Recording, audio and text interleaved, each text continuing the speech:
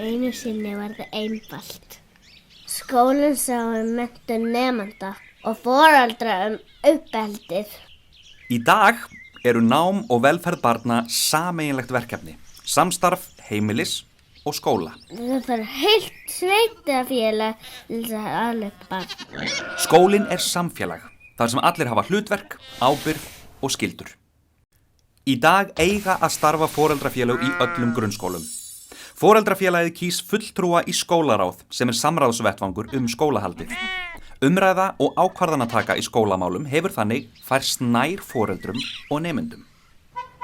Skólinn er fyrst og fremst fyrir nemendur og skólastarfið miðar að því að tryggja velferð þeirra. Foreldrar eiga geta hagsmuna barna sína og eru sjálfkrafa í foreldrafélaginu. Hvers vegna foreldrafélag?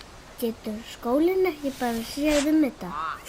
Sko, jákvætt viðhorf foreldra til skólans og námsins stuðlar að betri líðan, auknu öryggi og betri námsárangri. Samhentur foreldrahópur er góð forvörn gegn einelti. Skólar eiga hins vegar að eiga frumkvæði að góðu samstarfi við alla foreldra.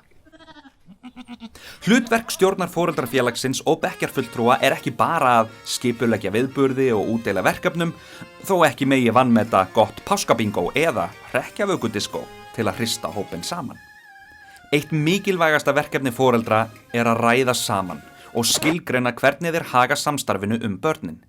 Og þar sem foreldrarnir eiga ekki leið í skólan daglega er mikilvægt að þeir fái tækifæri til að hittast og spjalla og líka til að kynnast starfinu í skólanum. Haustfundur foreldra og umsjónarkennara er kjörinn vettvangur til að ræða samstarfið nemendur, upplýsingagjöf og samskipt. Foreldrar ættu einnig að ræða sín á milli uppeldisleg gildi, svo sem svefntíma, útivistartíma og tölvunotkun, afmælisveislur og önnur sameiginleg málefni. Foreldrasáttmáli heimilis og skóla hentar einstaklega vel. Í skólum eru ýmsar hefðir og gott er að foreldrar, nemendur og starfsfólk hafi skýr hlutverk í árlegum viðburðum. Foreldrafélagið á að setja sér starfsreglur, til dæmis hvernig stjórn og fulltrúar foreldra í skólaráð eru kosin. Mikilvægt er að kjósa líka varamenn og tryggja gott samstarf og upplýsingaflæði milli stjórnar og skólaráðsfulltrúa. Góð regla er að halda aðalfund að vori, útbúa starfsáætlun og hóa saman bekkjarfulltrúum að hausti til að ræða verkefnin framundan og ákveða hver gerir hvað. Stjórn foreldrafélags ætti að hitta stjórn nemendafélagsins til að kynnast helstu hagsmunamálum þeirra. Hvað vilt þú gera til að gera skólan betri?